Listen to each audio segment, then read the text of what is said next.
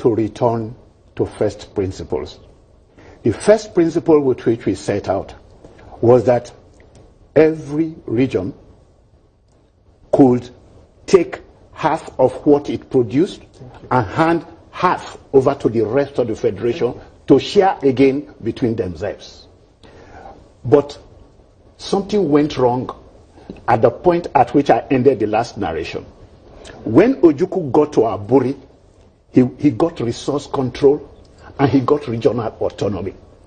But what was really required, which he did not accept, was that the old unjust system, which ensured that all the minorities in the north, in the west and in the east were not getting their due.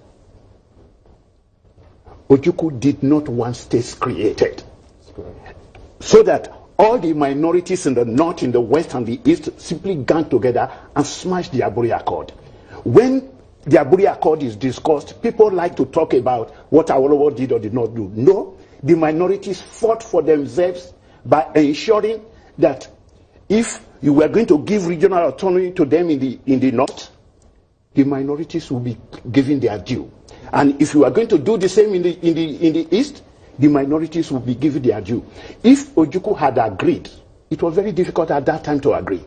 If Ojukwu had agreed to the creation of states, and those minority elements got what they demanded, the problem would probably have been different. But when states were then created, states were created which were completely unviable, which is to say they took from them that power, those powers in the concurrent list, which they then moved almost completely to the exclusive legislative list, which made it a federal thing.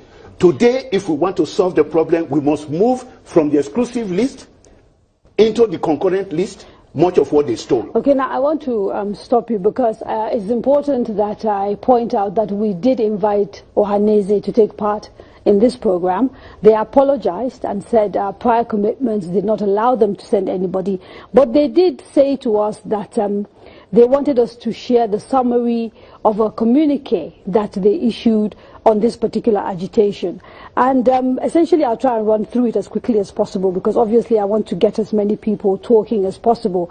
They said basically the Indibo are in support of a united Nigeria, peace, love, fairness, justice, equity and equality of opportunity are paramount regardless of where one comes from, that they condemn all hate speech regardless of where it comes from, and that they lend their full support to the restructuring of the Federal Republic of Nigeria on the basis of fairness and equity, and therefore call on the federal government and all leaders to commence a process of dialogue among Nigerians.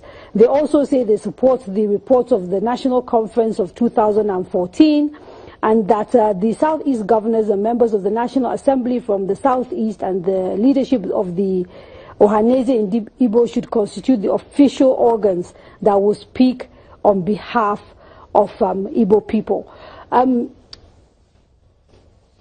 We seem to have a disconnect here, Dr. Ibrahim, because again, we've got a political class, or at least a certain group of elites who seem very confident about what they're saying about their people.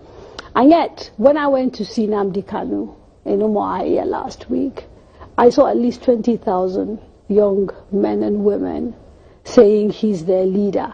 So are we deceiving ourselves when we keep insisting that it's the same set of people that should be determining the direction of Nigeria? And when I say the same set of people, I'm talking here about political class and an elite that is doing well within Nigeria because, you know, for them Nigeria works. You see, when you don't exercise leadership, you don't have a followership. That has been the story of Nigeria. We've had series of leadership that have used access to power for their own personal accumulation of wealth, for their self-aggrandizement, and in the process, the people have been abandoned. And I think there's a sense in which part of the crisis we are looking at is these people, ordinary people, asking themselves, who can provide real leadership to do what the mass of the people are in dire need of? That's the type of language I understand to be happening in the country. And I think we need to put two things together. One is a crisis over political structure. And the story of restructuring in this country is very interesting. We have been restructuring since 1934, continuously. Correct. So when people say we must restructure, it doesn't make sense because we have been restructuring. The question has always been, what should be the direction of our restructuring? Okay, and I will want us to, to sort of get into that conversation about what the direction of our restructuring is. But before we do, another group of young people recently came to the fore, a coalition of young northerners asking for the Indibo to leave Nigeria by October. And we sent a colleague of ours to Kano to speak to him, Abubakar Salihu, and this is what one of the people who made that statement had to say.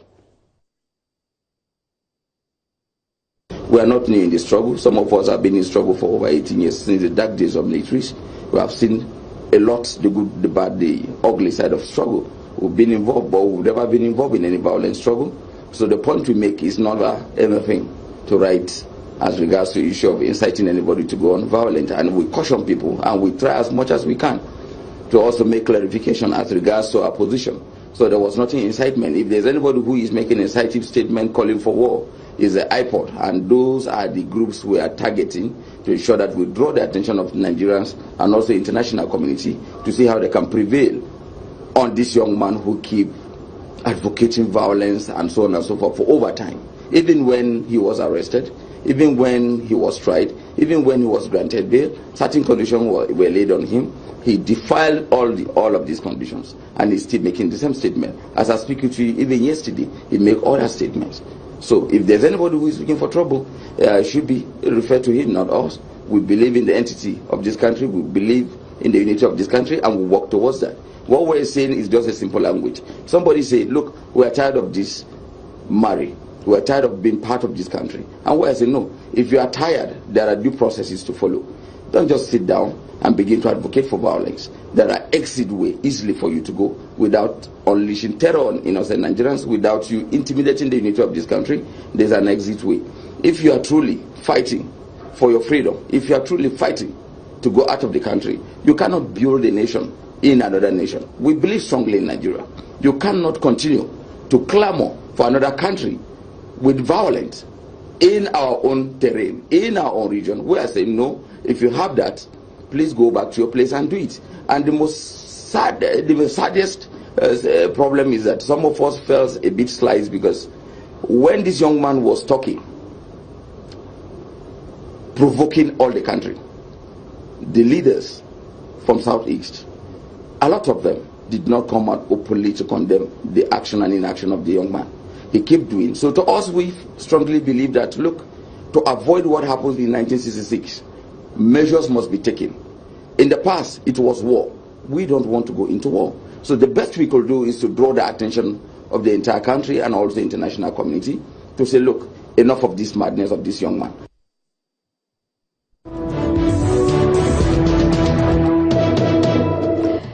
That was Yerima Shetima. Professor Ndikalu, in 1 minute, before I go to break, did he make any sense to you?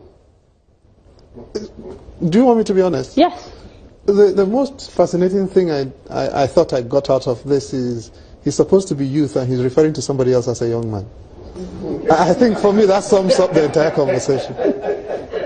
Okay, we are going to have to take a quick break, and when we come back we will try and open up the conversation, because we do have a fabulous group of guests in the studio. So don't go away, stay with us. You are watching The Core. We're talking Biafra and nation building, and the program is coming to you live from Channels Television Studios in Abuja, Nigeria.